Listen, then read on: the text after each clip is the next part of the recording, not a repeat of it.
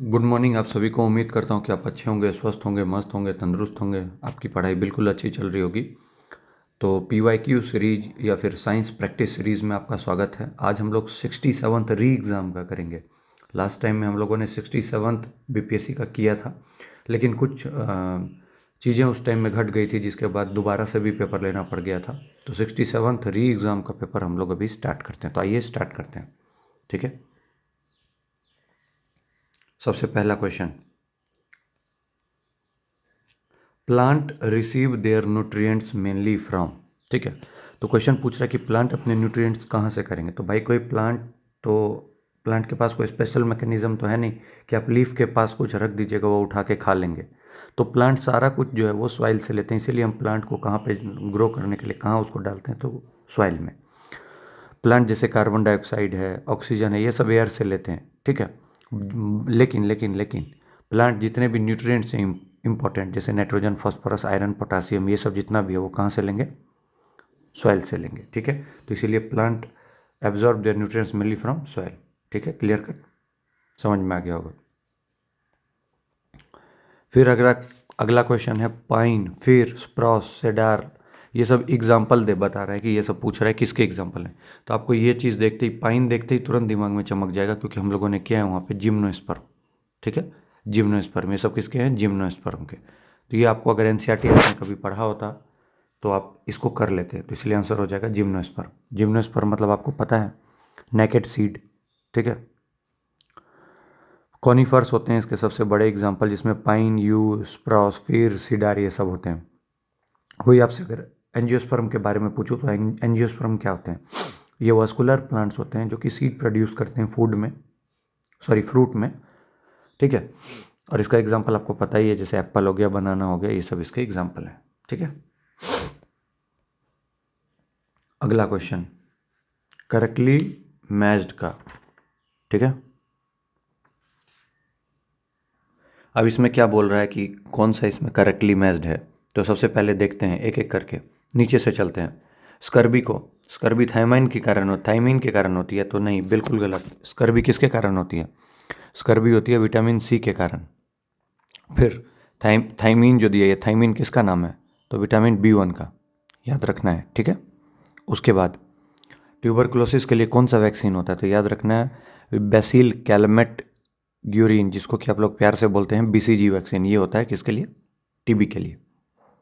फिर उसके बाद टेटनस के लिए DPT वैक्सीन दिया जाता है। तो आंसर क्या सही हो गया, क्लोरोक्विन किसके लिए होता है, मलेरिया के लिए। बिल्कुल सही, समझ में आ गया होगा। इंपॉर्टेंट क्वेश्चन है, इस टाइप के मैच द फॉलोइंग में आपको घुमाया जा सकता है।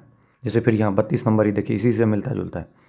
कौन सा पहला डॉक्टर या साइंटिस्ट था जिसने वैक्सीनेशन अडॉप्ट किया था, तो याद रखना है एडवर्ड जेनर। क्या याद रखना है, एडवर्ड जेनर, ठीक है। इसी को फाउंडर ऑफ वैक्सीनोलॉजी भी कहा जाता है, ठीक है।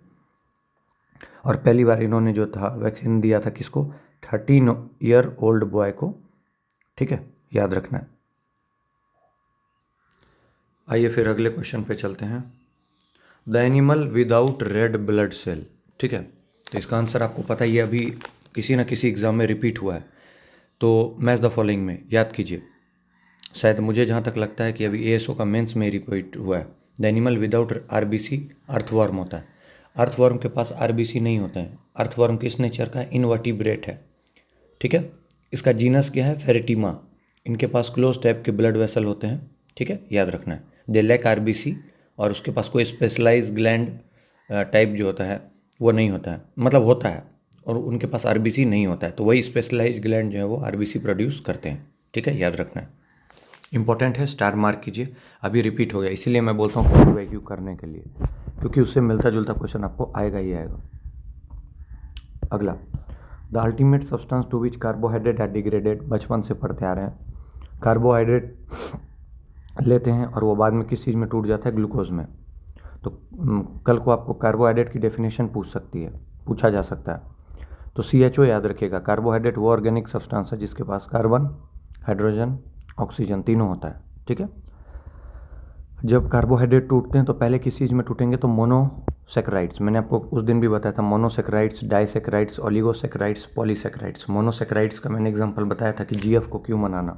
मोनोसेक्राइड्स का एग्जांपल है जीएफ को क्यों मनाना, मतलब ग्लूकोज, फ्रक्टोज, मैनोज, ये हो गए मोनोसेक्राइड का एग्जांपल। डाइसेक्राइड में मैंने आपको बताया था क्या, सुक्रोज।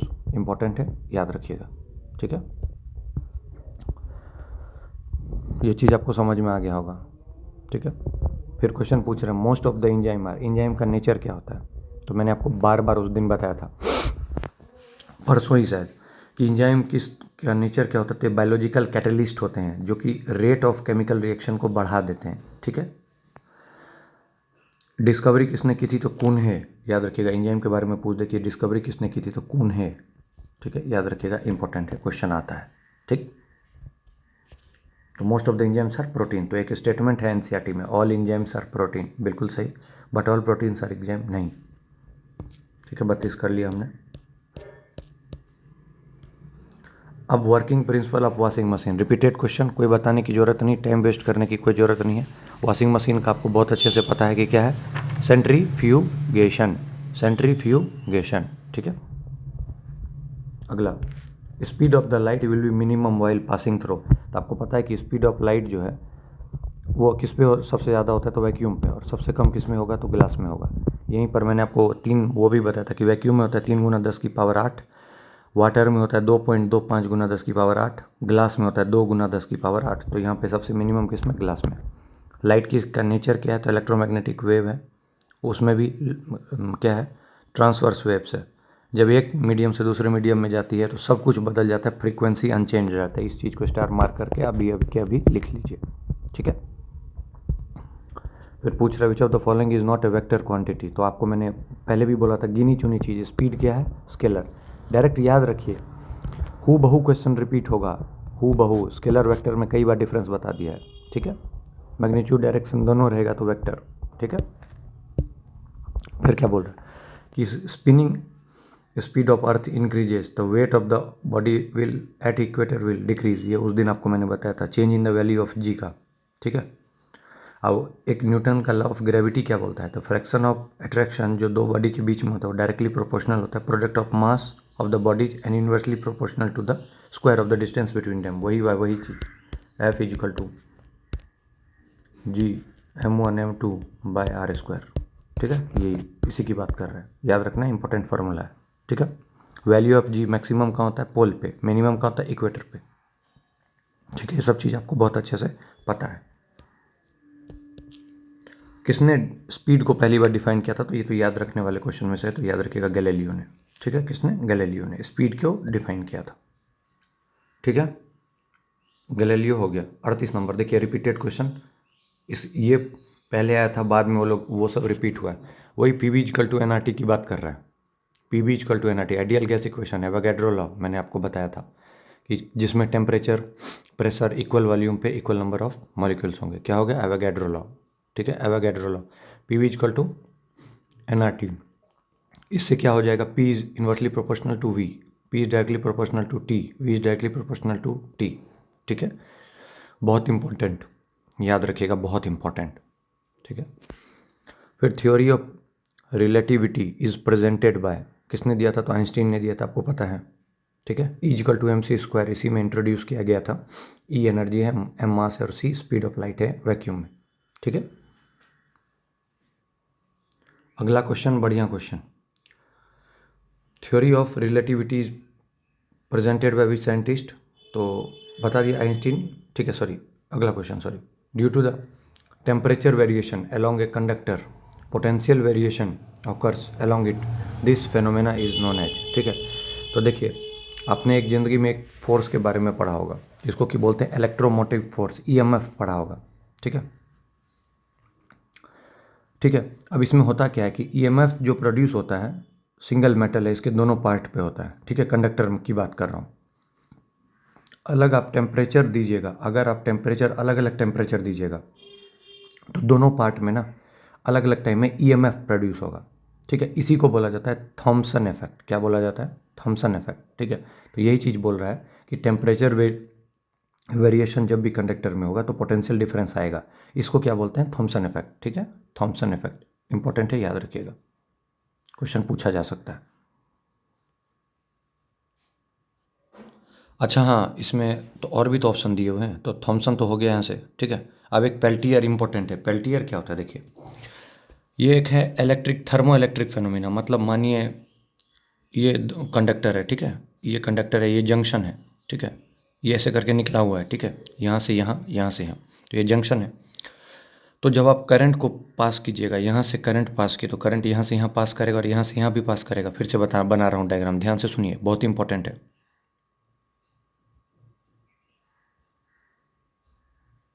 ठीक है, ये सेकंड वाला, यहाँ से करंट पास किए, ठीक है, ये इसका अलग नेचर है, इसका अलग नेचर है, इसका अलग नेचर है। ठीक है, तो जब आप करंट को पास कीजिएगा जंक्शन से, दो दो सिमिलर है, ठीक है, कंडक्टर है, सेमीकंडक्टर है, तो एक साइड हीट एब्जॉर्ब होगा और एक साइड हीट रिलीज होगा। मतलब एक साइड कूलिंग होगी, एक साइड हीटिंग होगी। इसी टेम्परेचर वेरिएशन को क्या बोलते हैं? Peltier effect. क्या बोलते हैं? Peltier effect. याद रखिएगा, ये रिवर्सिबल है, वापस से चेंज कर दीजिएगा, इधर से करंट को दौड़ा दीजिएगा, तो इधर कूल इधर हीट। समझ में आया मैं क्या बोल रहा हूँ? तो that is known as Peltier effect. तो बोलिएगा, जब इलेक्ट्रिक करंट को पास करेंगे जंक्शन के थ्रू, तो एक साइड हीट एब्जॉर्ब होगा, एक साइड हीट रिलीज होगी। This phenomenon is non Peltier effect. ठीक है, सीबेक सीबेक इफेक्ट भी थॉमसन जैसा ही है। ये वोल्टेज वही ईएमएफ जो जनरेशन होगा डायरेक्टली होगा जब टेम्परेचर डिफरेंस होगा दो डिसिमिलर कंडक्टर और सेमीकंडक्टर के बीच में। ठीक है, तो एकदम बेसिक है, नाम पता होना चाहिए। ठीक है, पेल्टर में याद रखिएगा जंक्शन वगैरह की बात आ रही है। ठीक है, आगे मैग्नीफाइंग लेंस में ग्लास में कौन सा लेंस यूज करेंगे? तब से पढ़ते आ रहे हैं, PYQ कॉन्वेक्स। ठीक है, आगे चलिए। Theory of magnetism applies to, तो हो जाएगा, क्या हो जाएगा? प्लेटिनम हो जाएगा। क्यों होगा प्लेटिनम? उसका रीज़न सुनिए। देखिए, जो सब्सटेंस जो कि मैग्नेटिक लाइन ऑफ फोर्स को अट्रैक्ट करते हैं, जब उसको मैग्नेटिक फील्ड में डाल दिया जाएगा तो उसको पैरामैग्नेटिक सब्सटेंस कहते थे। ठीक है, और ये प्रॉपर्टी क्या कहलाएगी? पैरामैग्नेटिज्म। तो वही पैरामैग्नेटिक थ्योरी बोल रहा है। और पैरामैग्नेटिज्म का एग्जांपल मैंने आपको बताया था, sodium, calcium, oxygen, aluminium, copper, chloride. ठीक है, तो यही चीज़ इसमें हो जाएगा। इसमें किस में हो जाएगा? प्लेटिनम। इंपॉर्टेंट क्वेश्चन है, याद रखिएगा, रिपीट हो सकता है, डायरेक्ट रिपीट। ठीक है, अब अगला क्वेश्चन बोल रहे थे, nucleus of an atom consist of. तो न्यूक्लियस में क्या क्या होगा? बार बार, हजार बार हमने देख लिया कि क्या होता है न्यूक्लियस में। क्या होता है? प्रोटॉन और न्यूट्रॉन। ठीक है, सिंपल है, रिपीटेड है बार बार, इसलिए मैं इसको स्किप कर रहा हूँ। फिर बोल रहा है, metallurgical process in which metal is obtained in fuse state. क्या होता है? फ्यूज्ड स्टेट में। तो याद रखिएगा, फ्यूज स्टेट में हो जाएगा तो स्मेल्टिंग। ठीक है, फ्यूज स्टेट में हो जाएगा तो स्मेल्टिंग। रोस्टिंग मतलब ऑक्सीजन की सप्लाई बहुत ज़्यादा बढ़ा रखी है, ऑक्सीजन कंसंट्रेशन बहुत ज़्यादा। कैल्सिनेशन मतलब ऑक्सीजन की सप्लाई कम है। ठीक है, स्मेल्टिंग जो है एक्सट्रैक्टिव मेटलर्जी है, मतलब इसमें से निकालने का। ठीक है, फ्लक्स वगैरह को ऐड करके मेल्टिंग टेम्परेचर को बढ़ा के निकाल लेना है। ठीक है, इसमें करते क्या है? ओर को रिड्यूस कर देते हैं मोल्टेन मेटल में। ठीक है, सिल्वर हो गया, आयरन हो गया, कॉपर हो गया, इसे निकालते हैं, एनसीईआरटी में दिया हुआ है। ठीक है, याद रखिएगा, फ्लोटेशन आयरन ओर के लिए है, निकालने के लिए। ठीक है, इंपॉर्टेंट है, याद रखिएगा। फिर पूछ रहा है ब्रास का, तो मैंने आपको 75 बार 1000 बार बता रखा है, याद रखिए, फिर से लिख देता हूँ सारा। Brass is equal to copper plus zinc. ठीक, बेल मेटल, बेल मेटल बराबर copper plus tin. German silver is equal to copper plus tin. Gun metal, gun metal बराबर कॉपर जिंक टीन। ठीक है, इंपॉर्टेंट है। ठीक है, क्विक लाइम बार बार बता रहा हूँ, क्विक लाइम क्या होता है? CaO। सिलेक्ट लाइम पूछ देगा तो क्या बोलिएगा? CaOH whole twice. CaOCl2 पूछ देगा तो क्या बोलिएगा? CaOCl2 का ब्लीचिंग पाउडर। NaHCO3 को क्या बोलिएगा? NaHCO3 क्या बोलिएगा? बताइए कमेंट में। Na2CO3 को क्या बोलिएगा? बोलिए कमेंट में। CaSO4.5H2O को क्या बोलिएगा? बोलिए कमेंट में। CaSO4.2H2O को क्या बोलिएगा? बार बार ये 6-7 चीज़ को रखिए, क्वेश्चन आएगा बस। ठीक है, जब रस्ट होगा तो क्या होगा, मैंने बताया था कि रस्टिंग अगर बहुत टाइम तक होगी तो उसका वेट बढ़ जाएगा, वेट बढ़ जाएगा। यही क्वेश्चन बार बार रिपीट हो रहा है, तो भाई इसका फ़ायदा उठाइए, फ़ायदा उठाओ, फ़ायदा उठाओ। ठीक है। किसको वाइट मेटल बोलते हैं, तो अगर अच्छे से एक बार उसको निकालिएगा लूसेंट वगैरह को, ठीक है, तो आपको पता चल जाएगा। पहले क्या हुआ था, ये क्वेश्चन वैसे ये क्वेश्चन मोर देन वन कर दिया था या डिलीट में डाल दिया था बीपीएससी ने, लेकिन पहले जो था प्लेटिनम लिया गया था, ठीक है, और बाद में इसको जो है सो नन ऑफ द अबव कर दिया गया, तो इस पर विवाद हो गया था। ठीक है, याद रखिएगा। ठीक है, अब अगला question, noble metals are found in pure form. ठीक है, noble metals are found in pure form, सही है, प्योर फॉर्म में होते हैं, इसका ऑक्टेट पूरा होता है। Uranium and lead are the example of noble metal. फंस गए, गलत। नोबल मेटल का एग्जांपल क्या क्या होता है, हीलियम, नियॉन, आर्गन, क्रिप्टन, जेनन, रेडन। ठीक है, तो गलत सही, क्लियर कट, समझ में आ गया।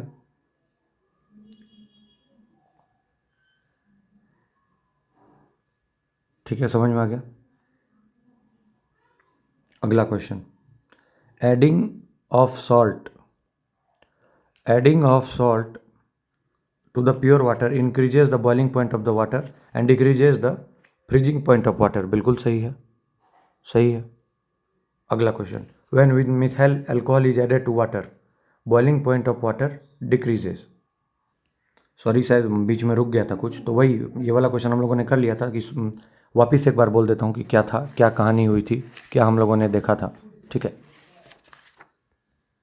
वापिस से सुन लीजिएगा कि boiling point of pure water increases बढ़ेगा जब शुगर सॉल्ट को ऐड करेंगे।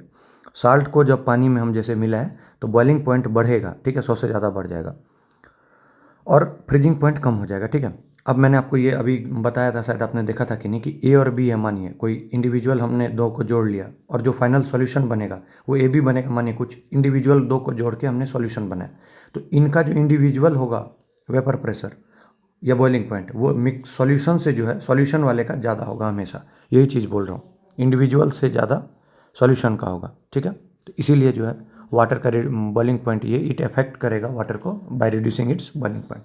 तो उम्मीद करता हूँ कि ये चीज़ आपको समझ में आया होगा। ठीक है, अब अगला क्वेश्चन पे आ जाते हैं। मेन कंस्टिट्यूएंट ऑफ क्या बोल रहा है, बायोगैस। तो इसमें तो कोई दिमाग वाली बात ही नहीं है, आपको बचपन से पढ़ते आ रहे हैं, क्या है, मीथेन है। क्या है, मीथेन है, मीथेन है। ठीक है, तो आंसर हो जाएगा मीथेन। ठीक है, 52 number, red colour of bursting of crackers, मैंने आपको बताया था स्ट्रोंशियम के कारण होता है, स्ट्रोंशियम के कारण रेड कलर, ये सिंपल है, तो कोई चक्कर ही नहीं है। Salt loving plants, salt loving plants, तो सॉल्ट लविंग प्लांट्स क्या हो गया, सॉल्ट लविंग प्लांट्स बताइए, हेलोफाइट्स हो जाएगा, हेलोफाइट्स, क्योंकि जेरो तो हो गया, मीजो हो गया, क्या हो गया मीजो, बताइए, मीजो और जेरो में क्या अंतर है, नाम में ही क्या है, जेरो है, तो नाम में क्या होगा कि ये जहाँ डेजर्टी एरिया हो गया, एरिड कंडीशन हो गया, वहाँ पे रहेंगे। ठीक है, और मीजोफाइट्स कहाँ हो गए, जहाँ एडेप्टेड है, मॉडरेट टाइप का टेम्परेचर है, सर सफिशियंट वाटर है, वहाँ पे ये रहेंगे। ठीक है, क्लियर कट। तो सॉल्ट लविंग प्लांट क्या कहलाएंगे, हेलोफाइट्स। ठीक है, समझ में आ रहा होगा। Fungi are the plants that lack, fungi के पास क्या नहीं होगा, आपको बहुत अच्छे से पता है कि फंजाई के पास क्या नहीं होगा, क्लोरोफिल नहीं होगा। ठीक है, सिंपल सा क्वेश्चन है, अच्छे से समझ में आ रहा होगा। ठीक है, पॉलिनेशन क्या है, transfer of pollen grain from anther to stigma, बार बार बता दिया हूँ, बार बार बताता आ रहा हूँ, सिंपल सा क्वेश्चन है। पॉलिनेशन इज डिफाइंड है transfer of pollen grain from anther to stigma. ठीक, ठीक है, तो उम्मीद करता हूँ कि समझ में आ गया होगा। आइए एक बार देखते हैं, मेरा मन कर रहा है कि मॉडर्न हिस्ट्री को चेक करते हैं, कहाँ है मॉडर्न हिस्ट्री का क्वेश्चन, एक बार रैंडमली हमने जो पढ़ा है क्या वो मेरा काम आएगा, तो एक बार देखेंगे फटाफट बिना एक्सप्लेनेशन के साथ, मैं ऐसे ही मेरे मन में आया तो मैं एक बार कर देखता हूँ कहाँ से मॉडर्न हिस्ट्री। ठीक है, अच्छा अच्छा अच्छा, पहला पहला ही है। ठीक है, आइए स्टार्ट करते हैं। क्या बोल रहे, who was the allocated the portfolio of the labour department, तो लेबर डिपार्टमेंट किसको दिया गया था, आपको पता है, जगजीवन राम को। ठीक है, राजेंद्र प्रसाद का वही पूछ लेता तो आपको पता है कृषि वगैरह से रिलेटेड था। ठीक है, फिर ये क्वेश्चन, 1942 को किस ओकेजन पे जयप्रकाश नारायण हजारीबाग जेल से भागे थे, बार बार बता रहा हूँ, काली रात, अमावस की, दीपावली की रात, कहाँ भाग के गए थे, नेपाल, बकरी का टापू, वहीं पर आजाद दस्ता का गठन। ठीक है, सिंपल। अभी मैं इसमें एक्सप्लेनेशन नहीं बताऊंगा, ये मैं आपको बस बता रहा हूँ कि क्वेश्चन क्या हमने जो पढ़ा है वो काम आ रहा है कि नहीं। डॉक्टर राजेंद्र प्रसाद, क्या है question, doctor Rajendra Prasad was elected as the chairman, ठीक है, किस चीज़ का chairman of the constituent assembly in, ठीक है, क्वेश्चन पूछ रहा है कि डॉक्टर राजेंद्र प्रसाद को चेयरमैन जो बनाया गया था वो कहाँ कब बनाया गया था, ये चीज़ पूछ रहा है। तो ये आपको पता होगा कि वही 11 दिसंबर 1946 को, ठीक है, सिंपल सा है। आगे चलते हैं। फ्रंटियर गांधी किसको खान अब्दुल गफ्फार खान रेड शर्ट वाला बताया था, ठीक है, खान अब्दुल गफ्फार खान।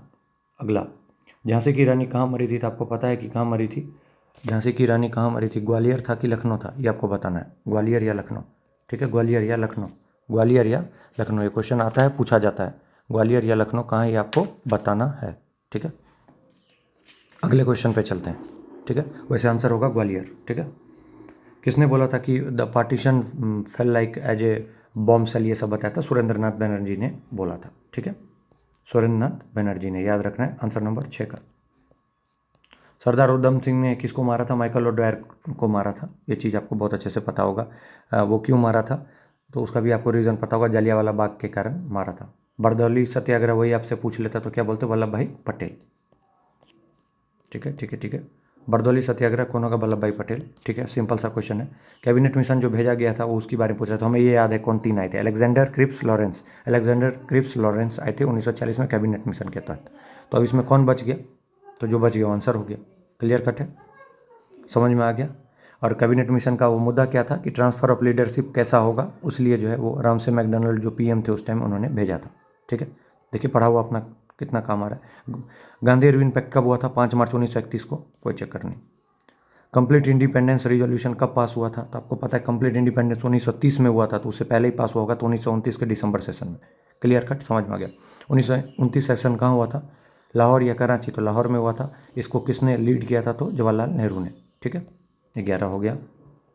अंडमान एंड निकोबार शहीद स्वराज, स्वराज द्वीप, शहीद द्वीप, स्वराज द्वीप, तो अंडमान को शहीद द्वीप, तो निकोबार को स्वराज द्वीप, ठीक है, क्लियर कट, समझ में आ रहा होगा। चौरा चौरी कहाँ है, पता है, उत्तर प्रदेश में है, गोरखपुर के पास। खुदीराम बोस कहाँ पे मारना चाह रहे थे, तो मुजफ्फरपुर में, पता है आपको 8 अगस्त को वाला इंसिडेंट जो था मुजफ्फरपुर बम केस, बाद में इन दोनों को फांसी दे दिया गया था। आज़ाद रास्ता कब था, तो 1942 में एक्टिव था, पता है आपको, जेपी नारायणन वाला, ठीक है। तो हो गया, देखिए मॉडर्न का कितना एकदम सिंपल सा है, ऐसा ही आएगा आपके पेपर में, उम्मीद बना के रखिए, अच्छे से पढ़ते रहिए। शुक्रिया। आज करंट अफेयर्स का पार्ट 2 मार्च अप्रैल कभी भी आ जाएगा, ठीक है। All the best, thank you.